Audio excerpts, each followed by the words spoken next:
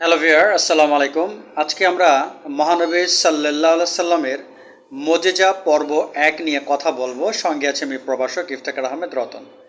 আমাদের মহানবী সাল্লাল্লাহু সাল্লামের জীবনে অনেক অলৌকিক ঘটনা ঘটেছিল। ইসলামিক ফাউন্ডেশন কর্তৃক প্রকাশিত দৈনন্দিন জীবন ইসলাম যে একটি গ্রন্থ প্রকাশিত হয়েছিল, সেই গ্রন্থের আলোকে আমরা বলতে পারি মহানবী সাল্লাল্লাহু সাল্লামের জীবনে কমপক্ষে 10,000-এর বেশি অলৌকিক ঘটনা বা মোজেজা সংঘটিত হয়েছিল।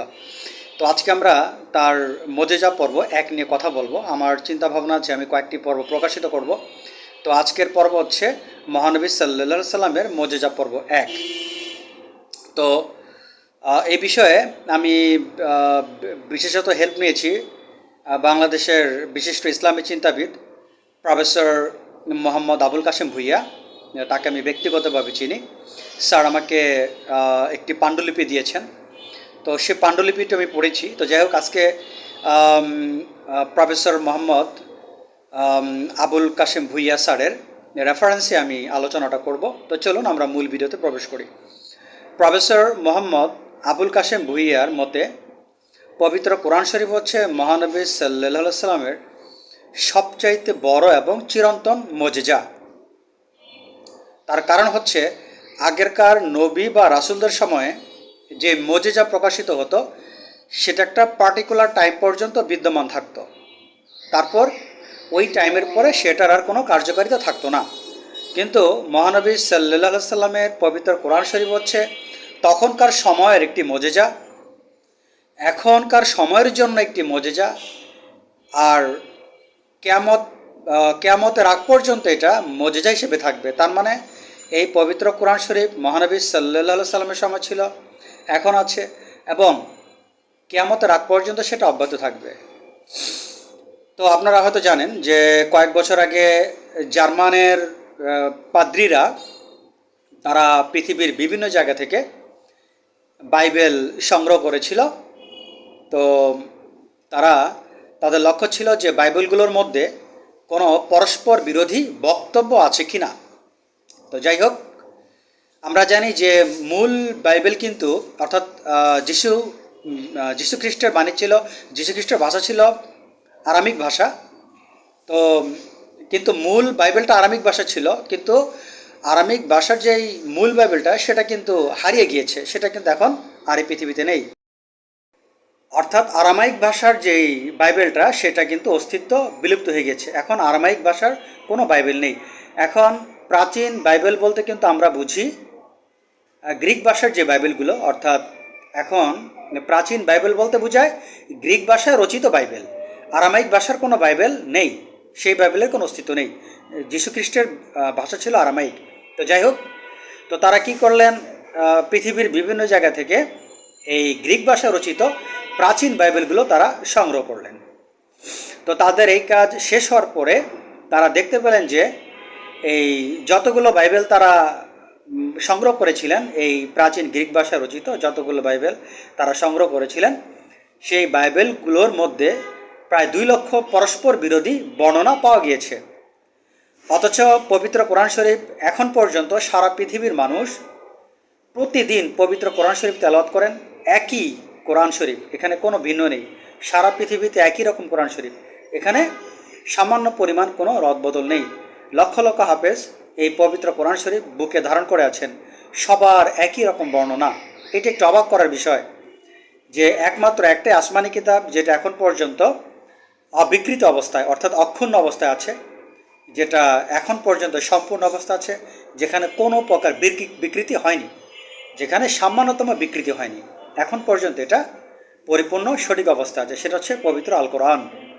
তো যাই হোক, আপনারা হয়তো জানেন যে আব্বাসী আমলে আপনার খলিফা আপনার আবদুল্লাহ আল মামুন, ওনার দরবারে কিন্তু বিভিন্ন জ্ঞানী গুণী পণ্ডিত ব্যক্তিরা আনাগোনা করতেন, যাতায়াত করতেন।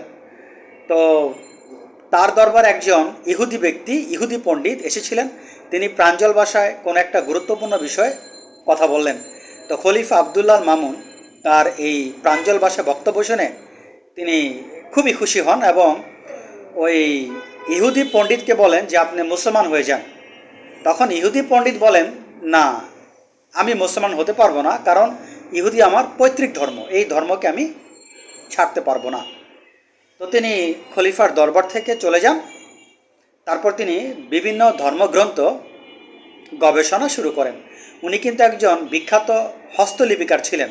তার মানে তিনি বিভিন্ন ধর্মীয় গ্রন্থ নিজ হাতে কপি করে সেগুলো অনেক উচ্চ দামে বিক্রি করতেন। তো তিনি কি করলেন, তাওরাতের 3টা কপি নিজ হাতে তিনি সামান্য কিছু সংযোজন বিয়োজন করে 3টা কপি তিনি নিজ হাতে অনুলিপি করলেন। করার পরে এগুলো আপনার এই ইহুদিদের কাছে, ইহুদির উপাসনালয়ে বিক্রি করা হলো। তারা এই 3টে কপি নিলেন এবং তাকে মানে ধন্যবাদ দিলেন যে খুবই ভালো কাজ আপনি করেছেন। একইভাবে তিনি ইঞ্জিলের 3টি কপি রচনা করে খ্রিস্টান পাদ্রীদের দিলেন। ওই একইভাবে সামান্য সংযোজন বিয়োজন করে খ্রিস্টান পাদ্রীরা সেটাকে সাদরে গ্রহণ করলেন, ধন্যবাদ দিলেন। সর্বশেষ তিনি সামান্য কিছু রদবদল করে, পবিত্র কোরআন শরীফের সামান্য কিছু রদবদল করে এটি তিনি মুসলমানদের দিলেন। মুসলমানরা পরে তাকে ফেরত দিয়ে দিলেন, না আপনার বর্ণনাটা ঠিক হয়নি, এর মধ্যে কিছু কম বেশি হয়েছে। তখন তিনি অবাক হয়ে গেলেন যে একমাত্র একটি কিতাবই পৃথিবীতে সঠিক অবস্থা আছে, সেটা হচ্ছে পবিত্র কোরআন। আর তিনি অবাক হলেন এই কারণে যে তিনি ইঞ্জিলকে কিছুটা বিকৃতি করেছেন, তাওরাতকে করেছেন, কিন্তু তারা ধরতে পারেনি। অথচ পবিত্র কোরআনকে তিনি সামান্যতম রদবদল করতে গিয়ে তিনি কিন্তু ফেঁসে গেলেন। তখন তিনি মুসলমান হয়ে যান। তো এটি আসলে একটা অবাক করার বিষয়। আপনারা হয়তো জানেন যে বিশিষ্ট ইতিহাসবিদ ফিলিপকে হিট্রি উনি কিন্তু একটা কথা বলেছেন যে পবিত্র কোরআন আল্লাহ তালার বাণী, পবিত্র কোরআন মহান আল্লাহ তালার শেষ প্রত্যাদেশ এবং পবিত্র কোরআন হচ্ছে সবচেয়ে শ্রেষ্ঠ মোজেজা। তারপর আপনারা জানেন যে টমাস কার্লাইল উনিও কিন্তু একটা কথা বলেছেন। তিনি বলেছেন যে মুসলমানরা কিন্তু পবিত্র কোরআনকে অত্যন্ত ভালোবাসেন, অত্যন্ত শ্রদ্ধা করেন, কিন্তু বাইবেলের প্রতি খ্রিস্টানদের কিন্তু সেই রকম একটা ভক্তি বা ভালোবাসা নেই।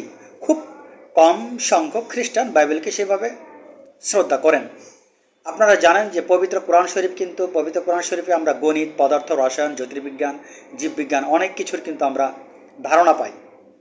পবিত্র কোরআন শরীফ কিন্তু আমাদেরকে এই সকল বিষয় গবেষণা করার জন্য উৎসাহিত করে।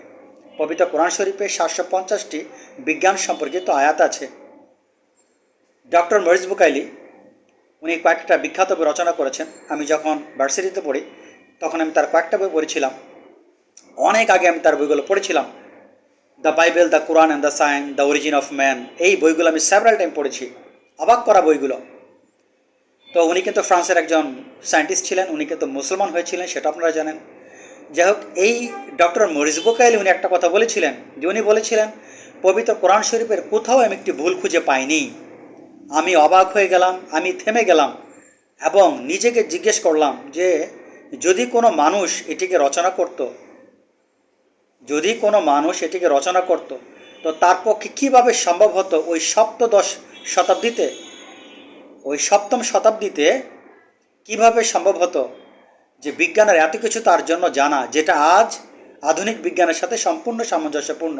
অর্থাৎ ব্যাখ্যাটা হচ্ছে কি, এটা যদি কোনো মানুষের রচনা হতো তাহলে কিভাবে ওই সময়ে মহানবী সাল্লাল্লাহু সাল্লামের সময় সে কীভাবে বিজ্ঞানের এত জ্ঞান রাখতে পারে, যেটা বর্তমানে আধুনিক বিজ্ঞান কর্তৃক পুরোপুরিভাবে সমর্থিত। তো যাই হোক, আজকে মহানবী সাল্লাল্লাহু সাল্লামের মোজেজা পর্ব 1 এখানেই শেষ করতে যাচ্ছি। ইনশাআল্লাহ ধারাবাহিকভাবে আরও পর্ব প্রকাশ করব।